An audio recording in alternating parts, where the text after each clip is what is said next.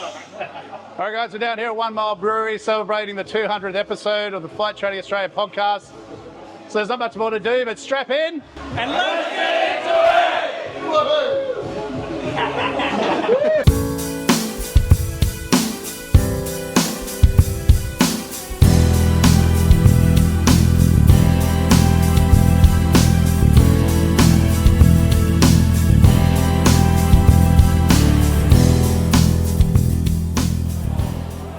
All right, guys, so first of all, we're going to have a bit of a chat with Jared. Now, Jared has joined me at Arafura. He's had a beginning in his career up here in Darwin, doing a few things which I won't reveal just yet because we're about to talk about it. But, mate, thanks for coming on and celebrating the 200th episode today. Thanks for having me. And, mate, so, yeah, look, do you want to tell everyone roughly where you started your flying and then we'll get up to what led you up to here? Yeah, awesome. So I started probably 5 years ago, did my CPL in Bankstown, and I would commute from Central Coast each day. And yeah, trekking up there, I was with Sydney Aviators, did that, finished the course, did a bit of travelling, and then thought it was time to take it up to the top end. Yeah, awesome. Join the search. And so what led you to Darwin? Did you know about other places to go, or you think? Yeah, I was just tossing up whether to do the instructor route, but I thought I want a bit of adventure, go up the top end, see.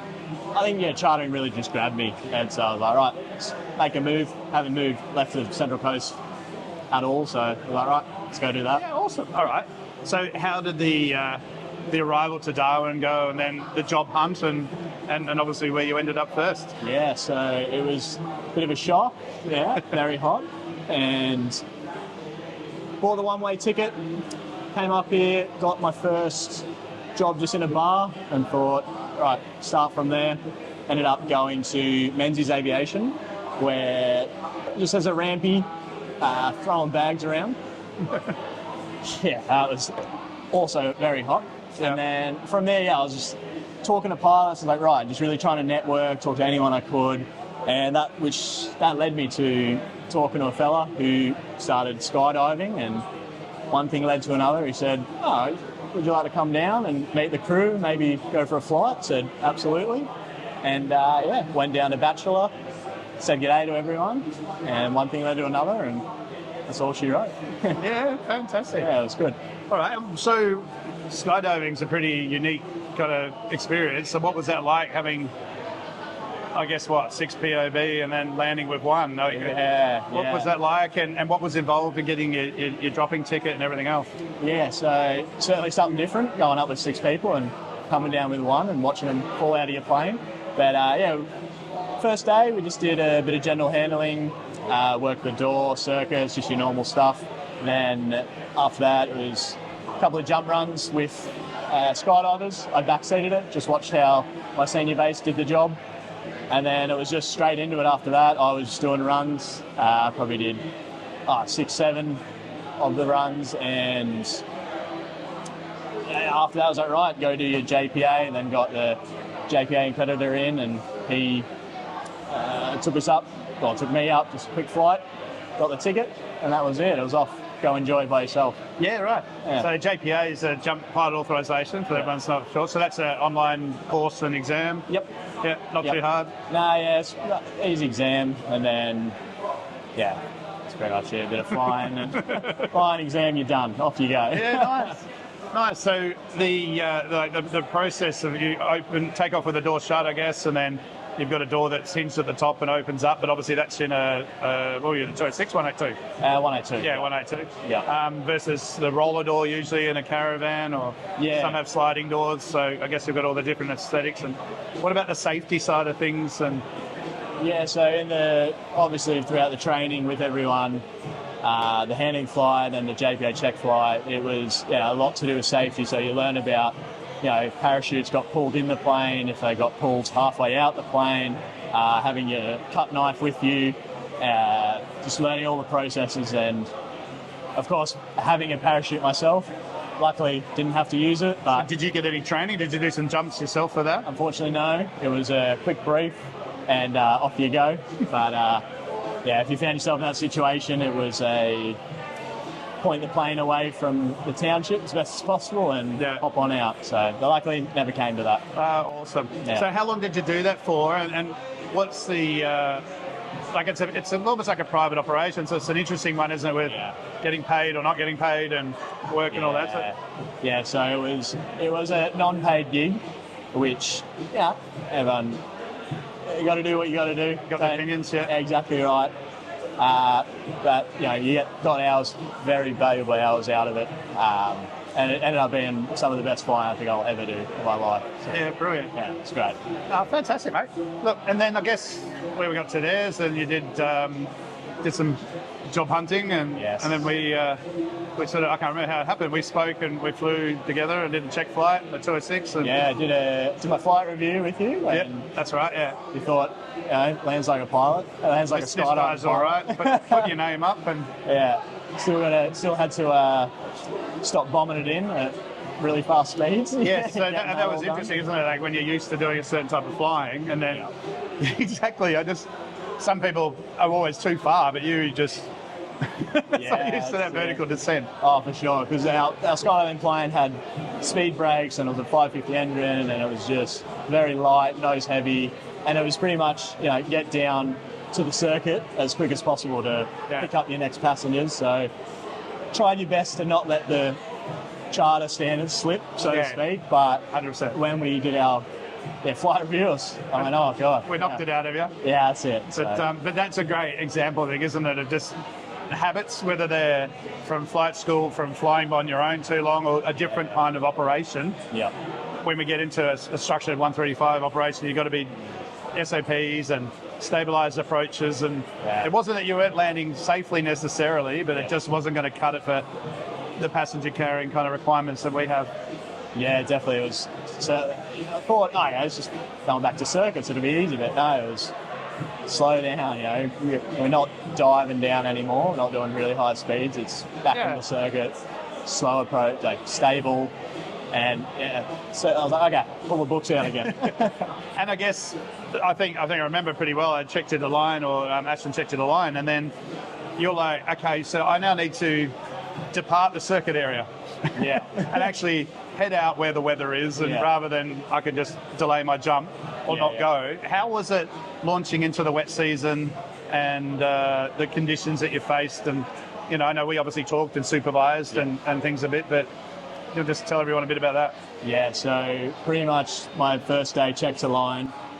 We got hit with a lot of weather, more weather than I've experienced before, and certainly something new. It's not, like I said, just waiting for the weather to pass. I was going out by myself, trying to decision make, going around all different types of storms, and fully straight into the wet season. Yeah, it was quite daunting. I won't lie, I was quite scared. But learned a lot from it, and this whole wet season was pretty gnarly, as we all know, and just really push yourself safely out of your comfort zone, but doing it safely, and I think I come out of it much better. So having just really gone through your first wet season, and not experiencing, what would be like a couple of tips that you would give newcomers up to the territory that will be, eventually going to have that experience themselves? Yeah, so before going on a flight, I would be nervous, and I just chat to your senior base, chat to whoever or wherever I was going, see if I had a mate at on Pelly. I give him a call, say how's the weather there. Even call that bomb a few times. What do you reckon about this area on the gaff and all that? Just use all your resources. And how did you find when you called bomb? Bureau of Met, or the Bureau is meant to call them now. Yeah. How did you find that interaction? Really good. They're so helpful. They're there to help. Yeah, they're real people. 100%. Yeah, and so they just settle the nerves a bit and tell you how it is. Yeah. And how did you find what they said to what you came across? Pretty good. It was good. Awesome. It was accurate, but sometimes you just got to get out there and have a look yourself. Yep. But it's good. All right. And other tips? I think. So just always having your plan A, B, and C and D. Excellent. Yeah. Making sure when you go out and you're coming up to some weather, you're not just left with that last 1 to 2 options. You've got at least 5, and if you're running down to your last couple, yeah, you really got to figure out, am I going to divert? Am I going to call it a day, turn back? Just not push yourself through it. And then, yeah, start to feel uncomfortable. Like, right, I'm just going to maybe put it down. I put it down a couple times, just at a random airfield, just waited out the weather. Yeah. And then let it pass. Off I go again. So, Yeah. What else? We got another one. Final tip. Final tip. That's a good one. Final tip. Honestly, it's you do all your weather, you check it over, make sure it's safe, but getting up, just having a go and sort of pushing your comfort a little bit, nothing too scary. Just knowing your limits, but just knowing your limits, exactly right. Going up there, and that makes you a better pilot. Using all available resources, really. Yeah. And as I said, you use the senior staff around definitely to pick their brain, and even if it means calling me on the phone or a text message or whatever. Yeah, absolutely. Fantastic, mate. And what's the goal for you? Where do you want to see your career take you? You got an idea? Has it changed from when you first started training? Yeah, it has changed a little bit. Like the classic goals always the airlines and stuff, but I actually felt I've fallen in love with jump piloting a lot. So I don't know, caravan jump piloting. If only it paid better. Certainly would. Yeah, that would be unreal. I think long-term goal still, the airlines at some point. This wet season was just focusing on getting through the wet season and just really using this job to be, just a better pilot. Yeah, good on you. Yeah, so after this, I'm open. We got some IFR to do, I think. We've got multi-engine IFR coming up, so we need to lock that in. But mate. Yeah. Look, thanks for the chat. Pleasure. All the best for wherever it leads you. And I think that's the beauty of this thing, isn't it? Like, you can have a plan, but there's so many different avenues you can go down. 100%. I never thought I'd do jump piloting. End up loving that. Might go back to it. So many different things. Yeah, good on you, mate. Thank you. All the best. Pleasure. Thanks. Lockie, mate, thanks for joining me. Pleasure.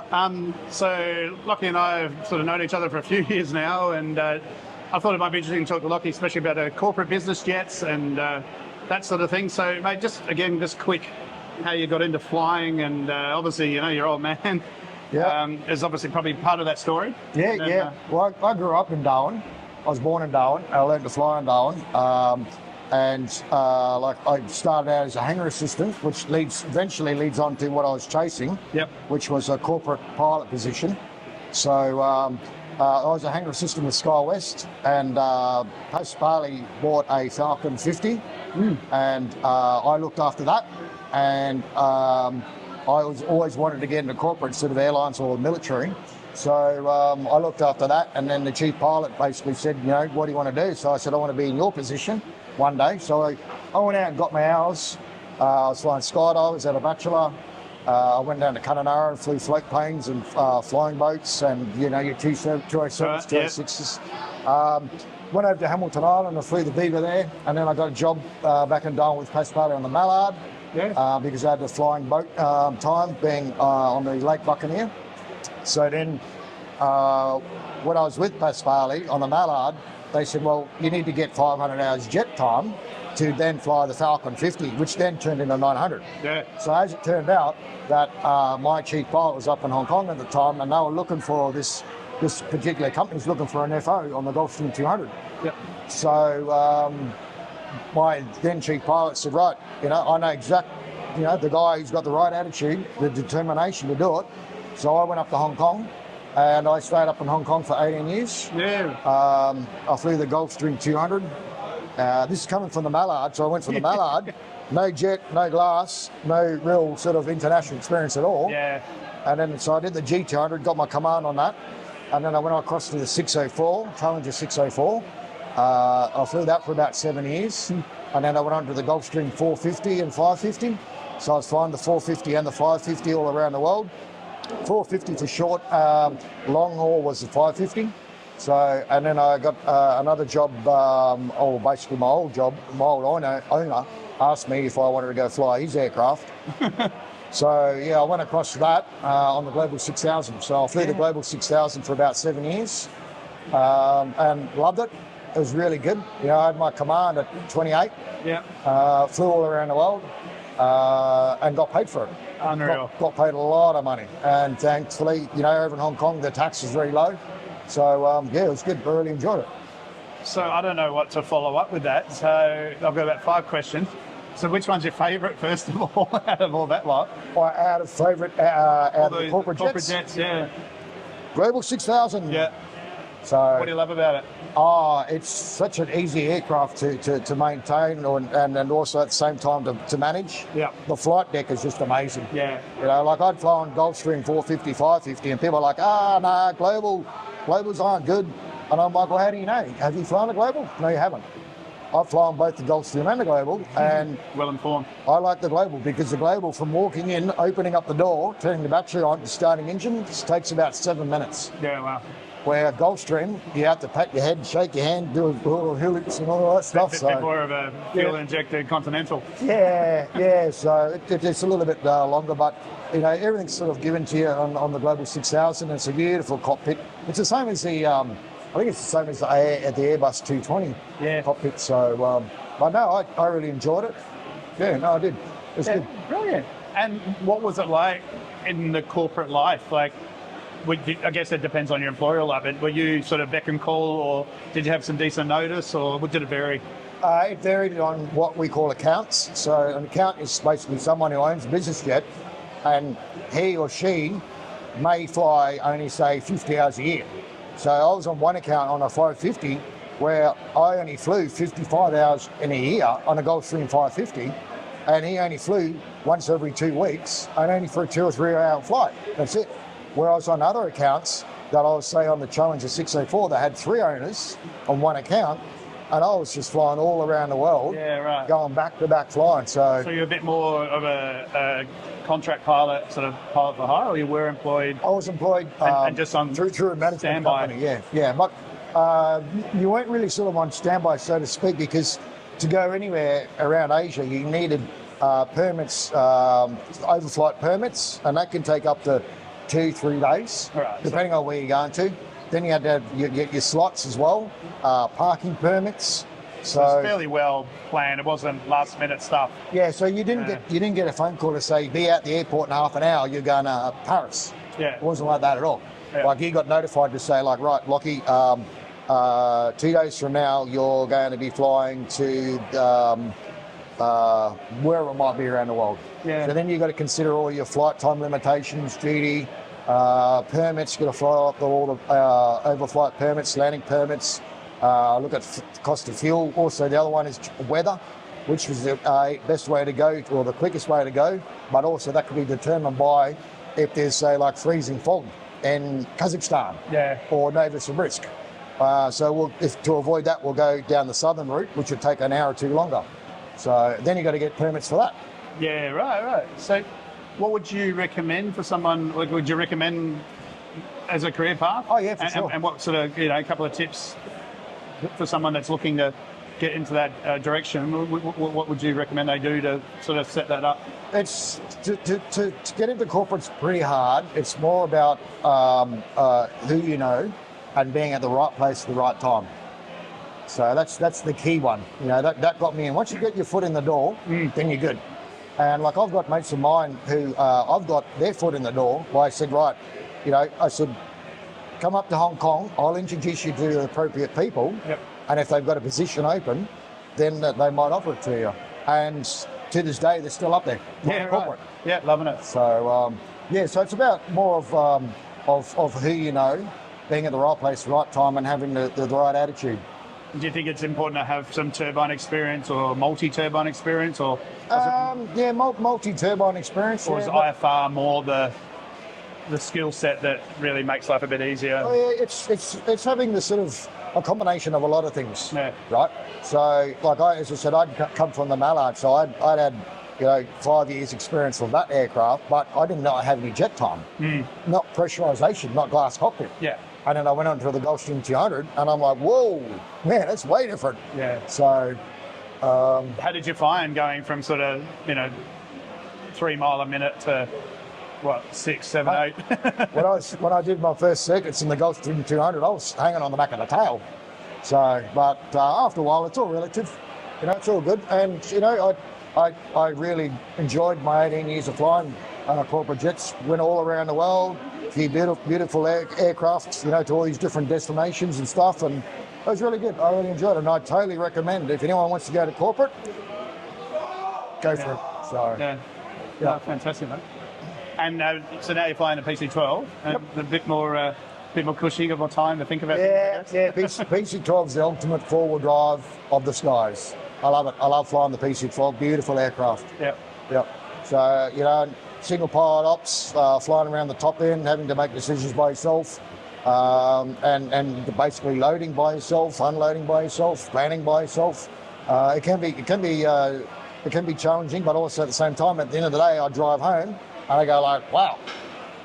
I ticked all the boxes. I did everything correctly. I did these jobs for these people, and I'm driving home now. And typically not in a hotel somewhere. Yeah, well, that's one of the reasons why I actually gave up corporate, was that I was just living away too much in hotels all around the world, dealing with jet lag and all that stuff. And, I was just like, I just want to come back to Darwin for a lifestyle. Yeah. And, basically go out fishing, play golf, drink beer, spend some time with my parents, do some private flying, in the old man's RV6 or the DC3. Yeah, well, your dad Ron, he's well known down in the territory here, and obviously hangs out Bachelor a little bit, and we've done some flying down at the Kamali Open Day and with the DC3, and it's great. I think to share, like I am with Flynn and you and your dad, just to have that opportunity to share that passion and even just get back to some good old stick and rudder in the RV, isn't it? Oh yeah, it's great. I take the RV up, and I don't really generally normally fly it straight and level. No. Because I get paid to fly it straight and level. Plenty of other times. Yeah. Awesome. So thanks, Lockie. All right, well, wrapping up for you, mate. Just a few tips for those who are just leaving flight school and looking at setting up a career and not really sure what they want to do. Well, sure. You just got to network. That's the main thing. Networking. Get to know people. And just be who you are. Work hard. Keep your head down. And focus on what you want to do. Yeah. But also at the same time, enjoy what you're doing at the moment, 100%. Because the flying that you're doing, say in a 210 or a 206, you'll look back in your career later on and go like, wow, man, that was really cool. I had some great time and met some great people. Yeah, I'm glad you mentioned that, because I know people have that whole FOMO thing so often. And worry about missing out on certain things, or I'm going to miss out on that bit, and then they're so worried about trying to get to the end goal, and then they realise, shit, I kind of rushed that and missed it out. See, mate, take care.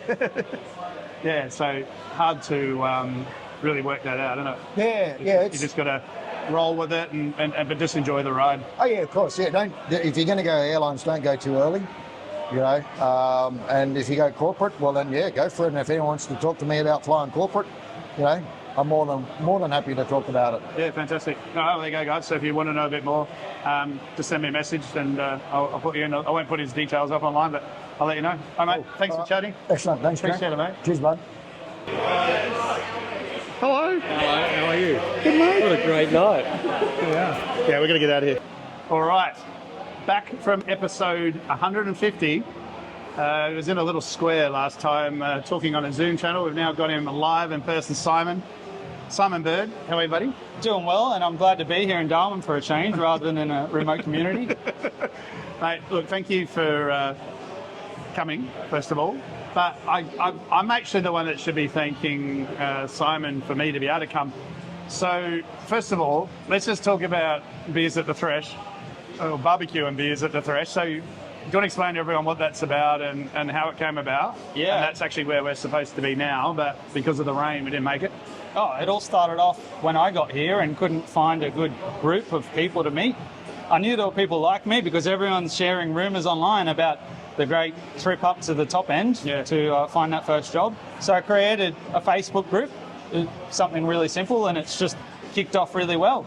We created a bit of a tradition where we meet up at the threshold of runway 29 here at Darwin, get to catch a few planes. The undershoot in the dirt outside the fence, so we're not laying under piano keys, just to be clear. To make it a bit special, I get a big barbecue that has a wood smoker on it, and everyone gets sausages and beers. It's fantastic. Everyone loves it. Yeah.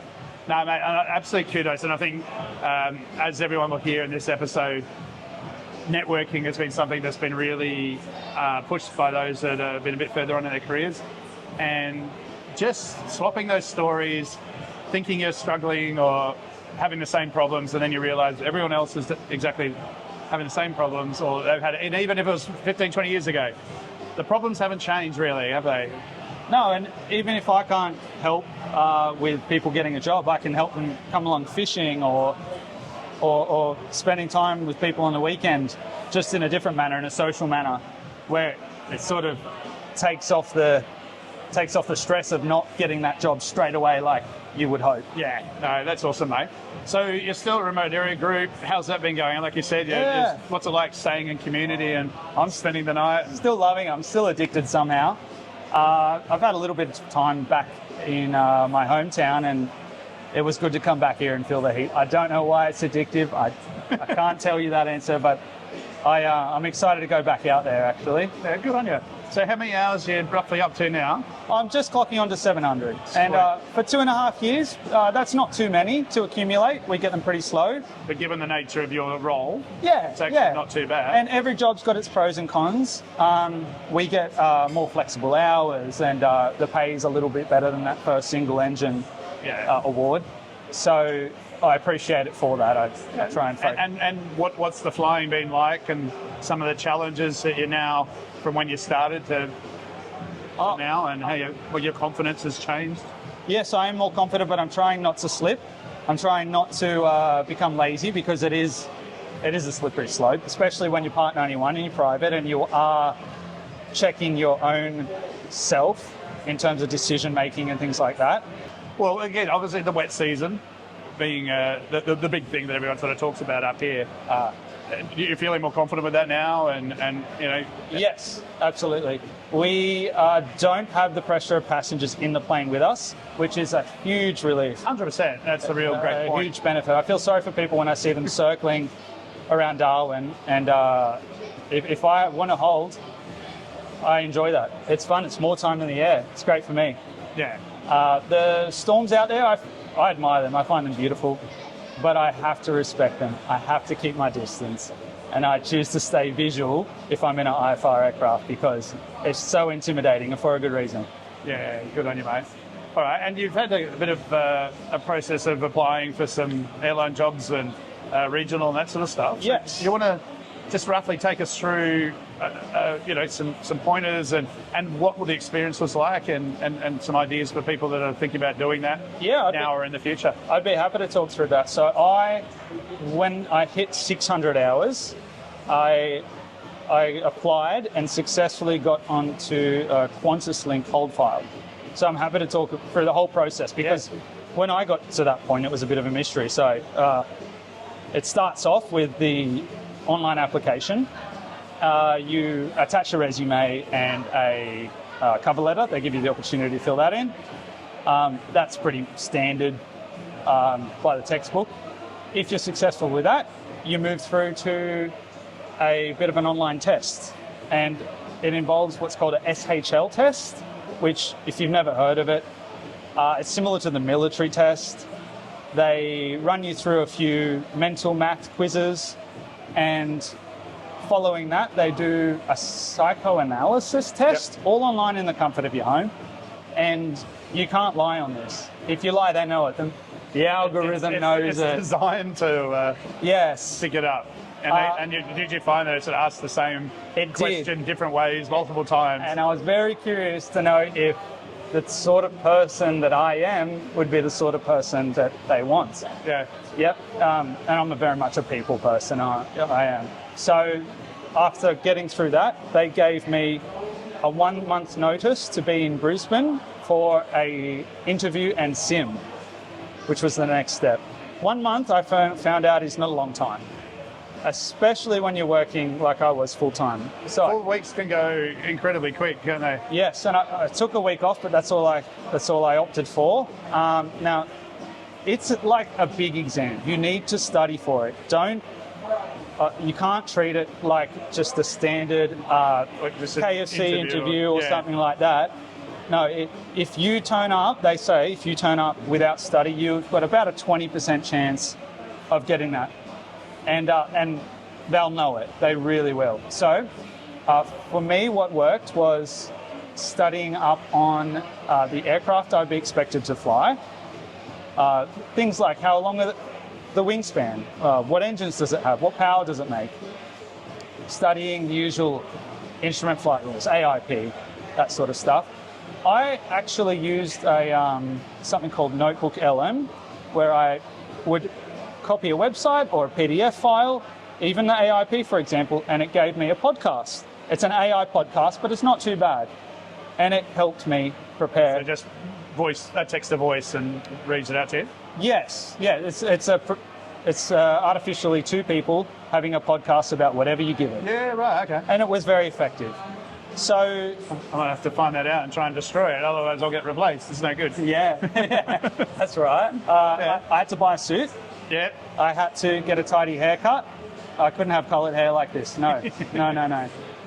I also I got a tutor, a study tutor for the exam. That cost me about $500.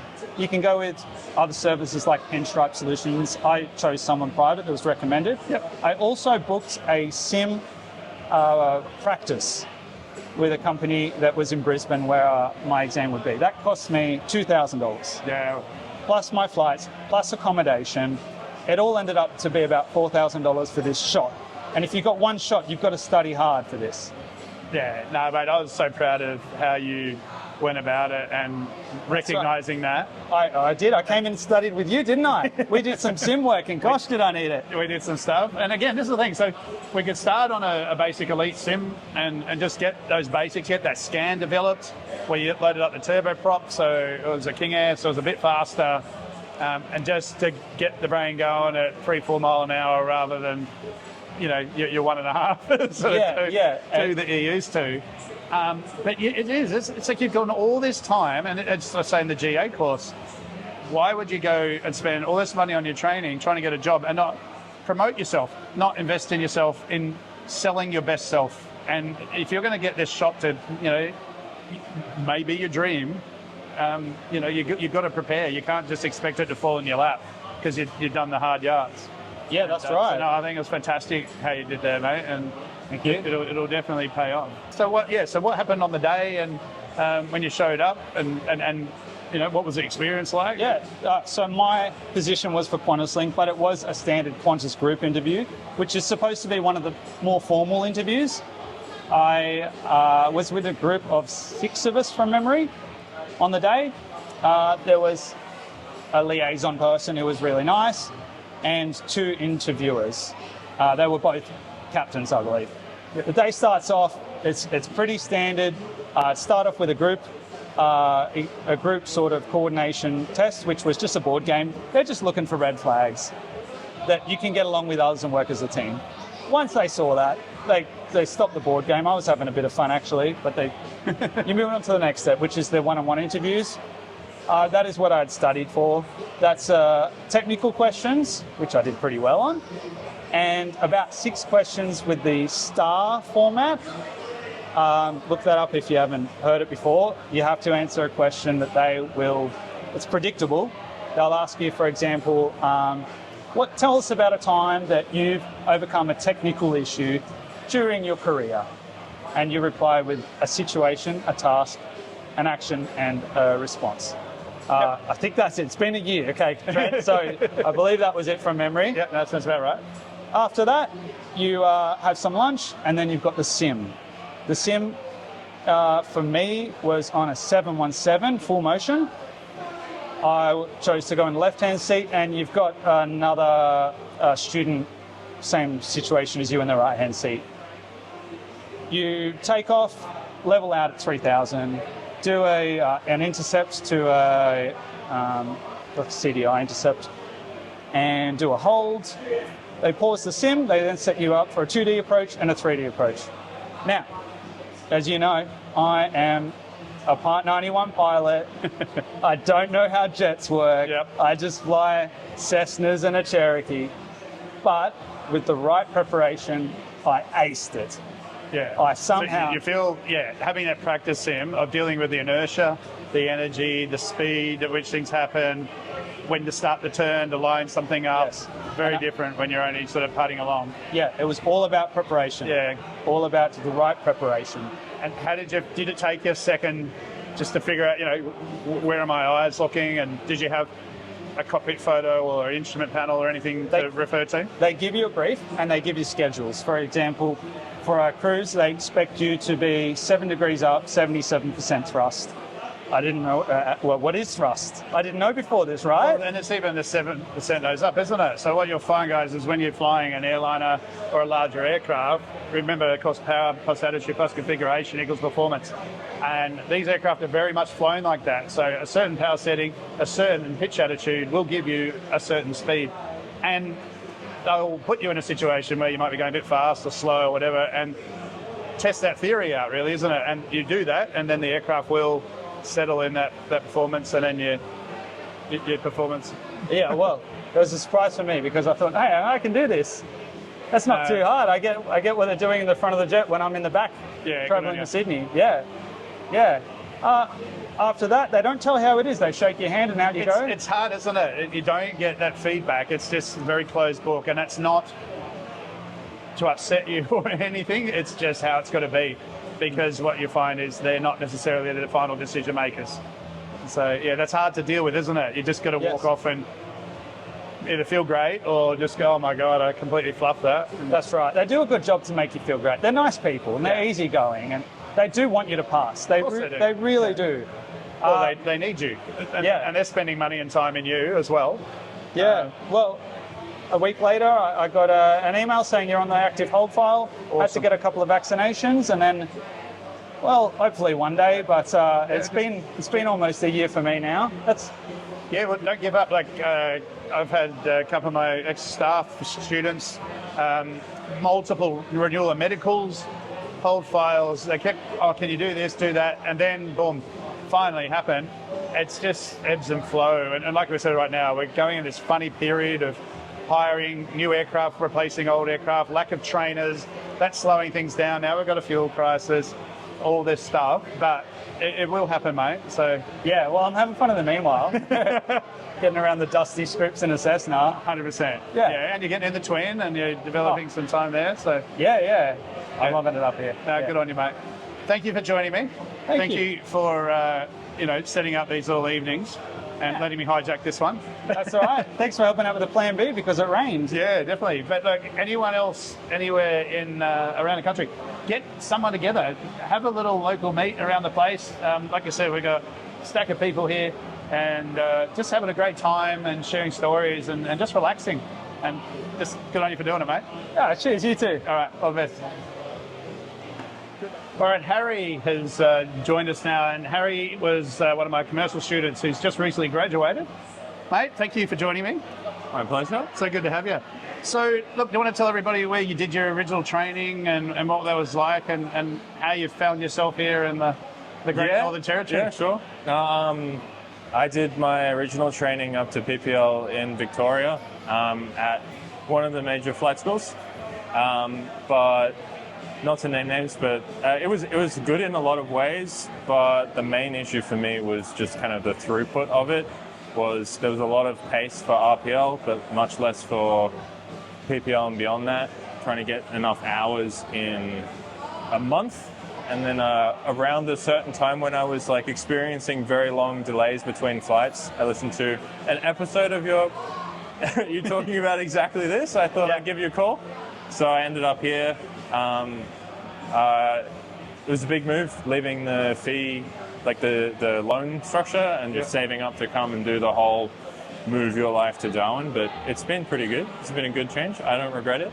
Yeah. And I think one of the key bits there is you had a job that could effectively transfer to here. So it's been good to sort of support yourself over truck driving and things and delivery. I didn't really do that in Victoria. When I finished like a bachelor's degree, and then I just spent about 14 months saving up to come do the license and have a little buffer so that I could get by. But luckily I found work up here in 3 days, because when you come in the dry season, I think everything ramps up and it's pretty good. So I got into just truck driving up here. But yeah, no, I worked on a ramp at Melbourne. That's right. Before here. Yeah. But obviously there's a difference between making 40 grand and saving 40 grand is what I like to say.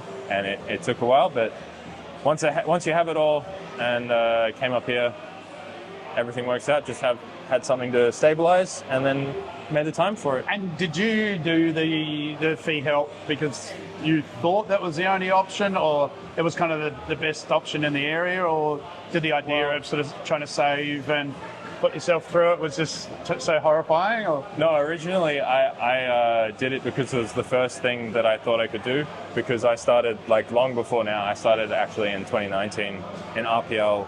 I was in a different degree that I didn't really feel excited about. My friend told me, "Oh, you could. Why don't you just go fly planes if you want?" I'm like, "I can't afford that." He's like, "You can do that through uni." So I just signed up immediately and didn't really check any other options. But yeah, no, I don't know if I would have done it differently. I didn't. I was straight out of high school and I didn't really have any savings to play around with or any real understanding of anything. Look, but I just went straight into it and it worked out well. It got me into it and got me excited. I think that's a really great point, because a lot of people are sort of coming across aviation Yeah. out of a career guide rather than necessarily always looking up at the sky and looking at airplanes. And is that what you sort of found? It wasn't necessarily something you're always looking at doing. It's something I always enjoyed, but I don't know why. I was never really exposed to it. Wasn't provided as an opportunity or presented as an opportunity. I just didn't think it was possible. I always heard that it was really expensive and hard to get into. I mean, my granddad used to fly as a hobby, but he never made it into a career. And I think that I don't really understand like the whole story of that, but I know that he ended up, taking out lots of loans to pursue it as a hobby, and it was very expensive. And I think I might have got that impression, but also just looking at stuff, I was like, oh, okay, what do I know about flying? I know Qantas. I'm like, how do you get to Qantas? An absurd amount of money and time, and I thought that was inaccessible. So I thought, oh, there's fee help. I'm out of school, I have no money, why not go do that? Yeah. So how much fee help did you end up with, and have you knocked any off yet? Yeah, I've knocked a bit off. I think all up, the whole thing was originally over, I don't want to get it wrong, but I think it was over 120 for the whole thing. Yeah. Which is a pretty bad deal in the scheme of things, but it's also because it's attached to a bachelor's degree, which is, neither here nor there. But I ended up with about 80, so I got like 75 left, and then I needed another 40 to come to the CPL. So. Yeah, and I think this comes up with people a lot as well, with bachelor's versus diploma versus, they're really structured to attract the fee help funding. You don't really need that to get a job. Not many people ask, do you have a degree or diploma? There can be some benefits to it as a course of study, attention to, be able to knuckle down and focus. And I know traditionally airlines have always sort of thought it wasn't a bad thing from someone that could sit down and study for a type rating and be independent in that way. But it definitely made me better at studying, and also I think I try to make the most of it when a lot of I don't know if it's just aviation. I think just across all bachelor's degrees that aren't very field specific. This one was an aviation management degree. They kind of get filled with a lot of stuff. Yeah. And then when they fill it with course fillers, yeah, and then it's a lot of group work, and then assignments. The positive out of that is if you really want to get something out of it, you learn how to deal with people who don't want to work and work around that. But otherwise, it can be interesting, but it's very dense for what you actually get out of it. Yeah. I think it's really good. How did you find training up here in the territory? Just a disclaimer, he did it with me, so he's not going to say anything bad. But no, horrible. What was it like? No, it was great. Because I came up here with a PPL and 100 hours, and I went down and I did 70 hours of hour building and 30 hours of 210 CPL. And both of those were just even though I already had 100 hours and a private license, those were completely new experiences to me. Flying a 172 on a private license outside of flight school was just on its own. It's just a 172, but it's outside of the flight school structure. I was much less limited with where I could go and what I could do with it. Have more access to the plane and virtually just rock up and take the keys versus go and divert part of your decision-making process to someone who has to verify that you've done the right thing. I think that offloads part of the element of it that is building responsibility. So just knowing that like, oh, there's actually no staff here. It's just me and an aircraft. It was a new thing. It was novel for me, and I got to take a bunch of people. I got to take a lot of people out to different places and just kind of pick whichever direction and go that way. It was awesome. And then you took me through a whole bunch of new types of training. It was exciting and different. Different approach to things, yeah. So let's just talk about the passenger carry, because again, this is a big thing with people coming up here. Go through the 142 integrated structure, and there's no taking mum or dad flying or boyfriends, girlfriends, best mates, because we're not here to have fun. I don't mean that in a strict sense, but we're here to get a job done and get your license and out the door. To come up here to then try and get a job when you've never actually organised your own flight, where am I going to fly today? We had a little bit of interaction and suggestions and stuff, but wasn't that you're completely on your own? But we kept an eye on you. But to deal with your friends and passengers, so how was that? Has that helped just with your confidence and dealing with everything as a whole? Yeah, no, I think what I want to say there is as well is it is like, we're here to do a job, not have fun at flight school, but it's also comes back to the fee help thing is you're not spending your own money. So you're on a structure of do this lesson and this lesson, which can be good to like blitz through it and everything. But then like you have to follow the structure because you've already bought the product, you've already put your money down, which is fine for a lot of people. But when as a PPL holder with my own money, I'm essentially just renting an aircraft. It is flight training as well, but it is just like I have the license to do it. You rent it, as a PPL, you should know all of the carriage requirements and how to take people and everything.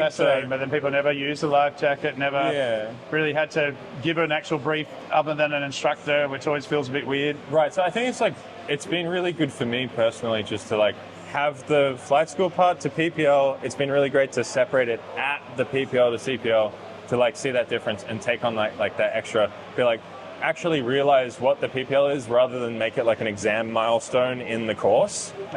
But taking people is a lot of fun. You just do your weight and balance, make sure you're in limits and fly how you normally would. Just pick something interesting. I think the different focus for me was just like working out how to make it more exciting for people and like trying to see it from like the passenger's perspective and like surprisingly, like they're very tolerant of like things that you might think are like big issues. Like I'm focusing on altitude hold and the passenger doesn't care. But like if the view outside is not as nice, that's more important. And that's not dirty windows. That's a big issue actually. MJK windows. But the favorite was the city orbits and then the Adelaide River, like you showed me with the 500 foot. The following the river, that's been a highlight. Keeping it nice and tidy, but completely legal, nothing crazy wild about it, but just great for the schools, great for your passengers, and no better way to just enjoy that area out there. And I'm going to do a similar thing with Mum and Dad in a couple of days and just show them the beauty that is in this area and what it's like to fly. And that's what we love, and it's sharing it with our friends and family. Yeah, no, it's been a joy. All right, so we're now at the Cass's, I think, processed your CPL now. So you've finally come through. And the job hunt. So you've got a few resume drops. And how has that experience been? I don't know, not much different than I expected. Really just going around saying hi to everyone you can. How did you get to talk to other pilots, staff, much? How was your timing? And because I've been around here for a while, I kind of know a couple people, familiar faces in a bunch of places, but definitely helps more or less. Yeah, that helps if you knock on the door and I know someone. Helps in the sense that like it's familiar, but at the end of the day, it's the same thing. You just knock on the door, say hi to whoever's there. Everyone's actually there to help you. Like no one's trying to like tell you to go away. No. Like no matter who they are, they're always like, have time, we'll take a resume, just have a chat. It's been very, very nice, very pleasant. Just gotta wait for something to come. Awesome, mate. Look, it's been an absolute pleasure training you and sharing the journey with you and sharing your journey. One of the greatest privileges for me as an instructor and to do that and to see you succeed and grow. And you've got a bunch of people here that are at various stages as well. So, mate, all the best. It's been fantastic. Thanks for chatting and sharing a bit with everyone. Fantastic. We'll see you soon. No, it's been great. Excellent. I don't know how to close that one out. No, that's perfect. All right, so very special guest, because this wasn't planned, but my dad's up from Perth. So I interviewed Dad, Peter Robinson, in episode 41 in the first sub 50. And here we are now, episode 200. So very special to have you here. So thank you for being here and coming up, not specifically for this, but the timing has worked out perfectly. It's an honour to be able to have a chat, say hello to everyone, and I'm sure that you probably won't remember all the stories I told you in 41, so I can repeat them again. Yeah, but no, we can do that later on. Yeah. But definitely it worked while listening to that. So what have you been doing as far as I know you're missing flying, but Yes, yeah, I'm missing flying. I don't miss the early mornings, I don't miss the suitcases, I don't miss the checks, I don't miss the medicals, but I do miss getting in an aeroplane, and I miss, most of all, the people. yeah. So how people much you fly with. how long was it taking for the medical towards the end there? It was like, I mean, obviously difficult getting sick, but you've got to start renewing it the moment you Yeah, well, as you you get the older, first one issued. As you get older, it becomes more frequent and more navel gazing, so to speak. Yeah, they have a closer look at you. So what has it been like, with the decision of approaching retirement, and then the day? And I still remember, obviously, that day coming back into Perth and the weather and the rain, but everyone turning out. But it must be a really hard decision to walk away from it. And It is a hard decision, and but you do get to a point where you know that it's time, and a lot of it is to do with just being able to keep the speed up, keep up with what's going on, the changes. It is a young man's game. yeah, well, I know you said that with Ansett collapsing, was it 2001, and then having to learn the 7.4, and then got called back to the A320 with Jetstar and all that, and then coming back to Perth for the 7.3, and then there was a potential for maybe an A330 or something, but I remember you saying, I just don't have another type rating in me, and I think anyone that's done one can completely appreciate that, and Yes, definitely so. or the loft and the sim and the late nights, the study. Yeah, You just want to be able to just you do have cruise to for a have bit. a lot of reserve and a lot of energy and a lot of ability to take on new stuff. But you rely on your experience, you rely on what's important, focus on what's important, and focus on that. That replaces a lot of knowledge. 100%. No, look, I think that's awesome. So I think the big thing is that while you're up here, we need to go for a fly. And we can't say that too loud because Mum's listening and she's up there to know. But looking forward to doing that with you. And have a look at the area. And I'd like to say here that I'm so proud of Trent and all that he does and all that he's putting into the aviation industry to make new guys, pilots, more knowledgeable, better equipped to make those decisions. And those decisions don't come easily, especially when there's a lot of things happening around you and it's happening very quickly. And be prepared to make a hard decision because you won't regret it down the track. and I know you gave some thank you. First of all, thank you. But some tips for those that are, I know you gave some last time, but maybe they're the same, but we've got to keep rehashing this stuff. But just a couple of tips for those that are launching into the industry, and there's a bit of frustration at the moment because things have slowed a little, but as I said, they will get a job eventually, but just some ideas for them to help be prepared and ready. I think stay focused on what you really want to do, maintain that goal, keep, be here like a lot of these guys here. There must be 50 or 60 guys here, and they're networking, they're talking to each other. And you just don't know when it's going to come. Just make people aware that you're interested, you're keen, and you're reliable and trustworthy. And it'll come. Patience. Yeah, I think that reliability, definitely a big one. That I've always felt trustworthiness. Well, especially now, younger people getting into roles sooner. There's a lot being asked, and even in the multi-crew environment, I know there's a lot that the hours are coming down, but with that comes down to experience and exposure, and it's more a 1.5 crew operation rather than a true multi-crew. There's a lot of reliance on the captain, and they could even be young too, depending on the setup. So it is a big thing, and there's a lot of responsibility. Yes.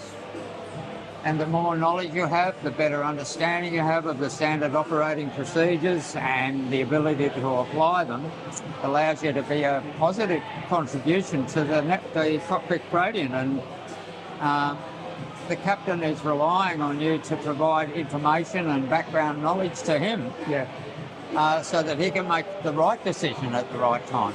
Yeah, 100%. Yep. No, definitely. Lovely talking to you, boss. Thanks, Dad. Thanks for coming. And I'll see you in the next few days. This is good. All right. The next victim, as I say, is Will. So Will, I had the pleasure of doing his instrument rating and multi-engine rating about, nearly a year ago. I think the IPC is... It's due.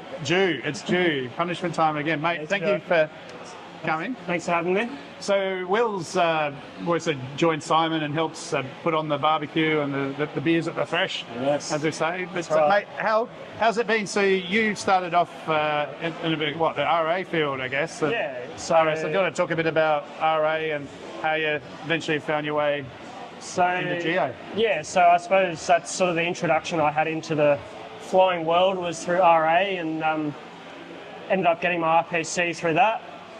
After that, I was, converted to RPC, and then part-time just kept going through the flight school and ended up getting my commercial license after that. And then luckily enough was, afforded a RAOs instructor rating, and then ended up teaching in RAOs. So yeah, it was good fun. Got to see a lot of, new students coming through, and it was good fun. Yeah, I had a blast. It was good fun. And that's sort of, I think, where we first touched base, wasn't it? You sort of reached out and, thinking about, do I want to keep instructing or, move into the GA field? And how was that decision then to sort of take the blind leap into Darwin? It was the best decision I've made, I think. It definitely makes you realise that you need experience to be an instructor. Yeah. To actually go and instruct, not just blindly doing it because it's hours in the logbook. It was the best decision I ever made. And thank you for taking my phone call when I needed it, because I definitely needed that phone call. That's all right, mate. That's all right. That's good. So doing your instrument rating and things, and then how did you go from that to finding a job up here in Darwin? And what was that process like for you? It's just like everyone else, like hand your resumes in, just show face, and I suppose. Did you have to wait long? Yeah, it was probably a good couple of months, probably 4 or 5 months. Yep. I suppose in reality that's probably shorter than most, but definitely, it wasn't instant, which, to think that it's going to happen instantly is, wishful thinking, definitely. Yeah. But definitely had to wait. So. Yeah, great. And so you jumped in with an operator, and the option now is there to sort of help in operations or in the hangar. Yeah. And I know at first I think you were sort of, do I really want to do that? And certainly in the wet season, it's probably one of the hottest places to be. And getting up super, super early at 4:30 was a bit rough. And but that's going to happen as a pilot anyway. I warned you about that. No, I know. Yeah, still doing it to this day. Yep. How was that experience in the hangar and what you've learned and your confidence? So valuable. I say this to new guys coming through now, it's probably one of the best experiences you can ever get. Just knowing the systems, knowing the aircraft, knowing, if something goes wrong, you have the ability to, either fix it or able to tell maintenance, hey, this is broken, or this is what I suspect is broken, and be able to narrow it down to that specific system rather than, it's broken, I don't know. Or it's squeaking. I don't know why. I don't know what's broken. So, it's probably the best thing that you could do. Yeah, no, definitely. Even if you just go do a 2 or 3 day course with some of the operators. I think Strike does one where they do, is it a Schedule 8? Yeah. Paul Strike, Paul does it, and I think there's a couple more. Yeah, it's definitely worth it. Just even know how to change your oil on, do spark plugs up, or just change a tyre if you need to. Only recently I had a flat tyre. inevitable. It's going to happen. You need to know how to fix these things, and if you don't know how to fix it, know someone that knows how to fix it. Yeah. It's as simple as that. Or help fix it, and Correct. not that we necessarily carry all these spare parts around with us, Yeah, but that's it, sometimes we have remote bases around where things are there, and if we can access it, Yep. you can do it safely. That's shed away. Yeah, Definitely. Yeah. All right, and then what was it like going through your line training and just adapting to Part 135 life? It's different. And what was required? Yeah, it's very different to what you're taught in flight school. I think unfortunately these days it's very much skipped, and as you've spoken about recently, it's very much skipped. So I think having, getting experience with someone that's done it before, an instructor that's done it before, coming up and doing Trent's course, it's probably the best way to prepare yourself for something like this. What would you say stood out most for you that was so different to commercial training that was given to you? Probably knowing systems, like knowing your aircraft, knowing what you can achieve with it. How much fuel you've got, actually how much endurance you can actually take with passengers, and knowing the limits you can push it to actually get the job done. Yeah, managing tanks. Managing passengers, managing fuel. Like when something happens, passenger doesn't rock up. Okay, can I actually make it back to Darwin with the fuel that I've got? Like it's definitely something you're not taught. Just thinking back, it's like, oh, I've got this much fuel. Yeah, I've got this much endurance. Sweet, let's go. Yeah. Now, like, oh, okay, I actually need to think about, do I have enough holding fuel to get back into Darwin in the wet? Like, yeah, well, that's right. So And even like the other day, I was coming back ICUS in the 310 from Elko, and the passengers were on time, but then there was another flight that didn't come. Yeah. And they're like, oh, can we bring them? So we had to do weigh and balance, figure it out. You can come, got to leave your bags. Yeah. But I'm thinking, okay, last flight, we're VFR.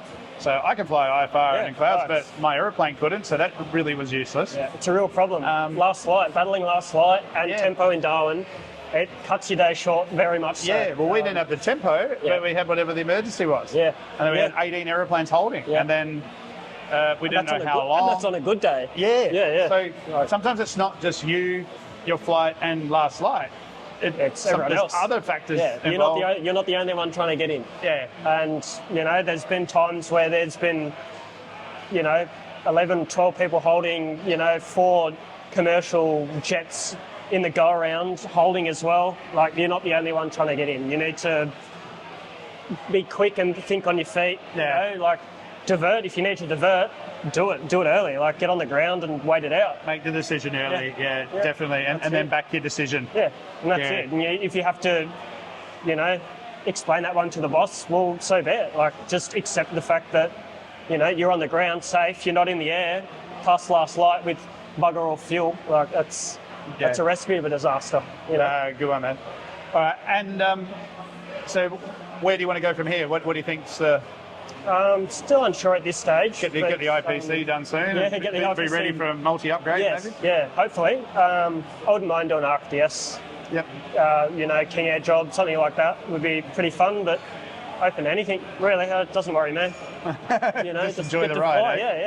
Yeah, good. And, I think, enjoy GA while you can, because you'll be wishing, when you're up at 40,000 feet, wishing you were back in GA, having a bit of fun. So, yeah, that's all I can say. Good on you, mate.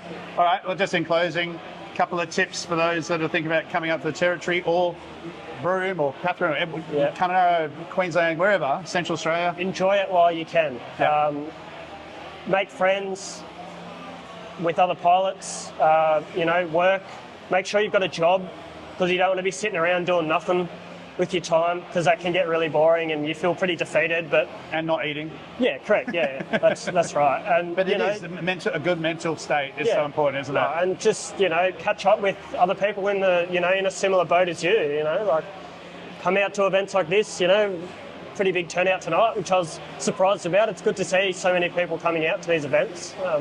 That's what we do it for. Yeah, I think it's fantastic. And like I said to Simon as well, thank you for letting me hijack tonight. I'll try and come as well. And again, we've got some airline pilots here, we've got corporate pilots, we've got medical pilots, good experience and job seekers. So it's gold, if you ask me. And I think everyone tonight has pretty much mentioned networking, enjoying the ride, and just upskilling and just having fun. Because that's what we're all here for, guys. Just have fun.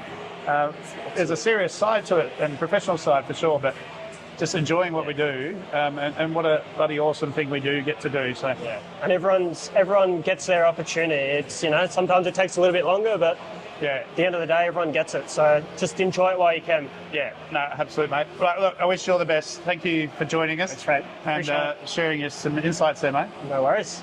Appreciate it. Thanks, mate. All right, group interview. We're going to do a round table here now, guys. So Anna. So Anna, you've been working a lot on the station, and now coming up to do some flying. You had a couple of hit and misses, and now you're up here working in the hangar. How's it been? It's been good. It's been good. It's definitely a lot of instructors talk about not a straight line journey. It's definitely had a few curves thrown into it, but I take it all as a learning experience, and it's been really good. Yeah. I'm glad where we ended up. Yeah. And look, you did the course of being a little bit of flying, and how did you find that process and just adapting to something like the 210 and Darwin flying in general?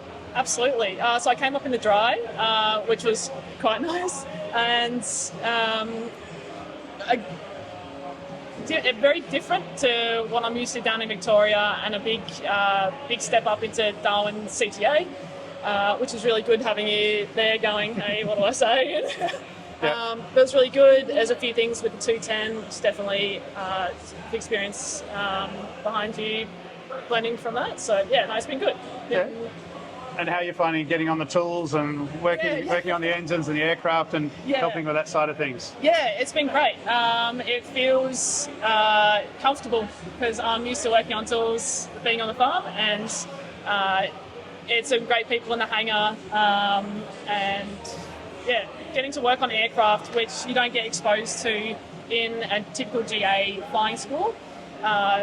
It's really great, and especially if you get sent out bush or if you have any troubles, you can problem solve from there. So it's been invaluable. And hopefully flying very, very soon. Yes, not long. Absolutely. All right, now, this guy, so we're getting washed out here. So how have you gone with working on your funds and getting everything sorted? I'm going to spin this around here. Hang on, there we go. All right, so how are you going with flight school life, and then the challenges of saving and trying to work and get yourself that opportunity to get that job when there's still a bit of more money to spend? So apparently I started training out of my pocket as well. So I've been saving up for a couple of 5 years. It took me 5 years to save up. And I decided to follow my dream, which is to become a pilot. And I was like, all right, cool. And then now I'm working as a freelance to save up more to afford, more rating, I guess, and hoping to get more opportunities. And And what's the goal? What do you want to try and do, and where do you want your career to go? So my goal is to fly with flying doctors, because Australia has given me a lot, and then I was like, what's the best way to give up to Australia, and then I was like, the best way is to fly for flying doctors, and that saving lives, and that's a noble job.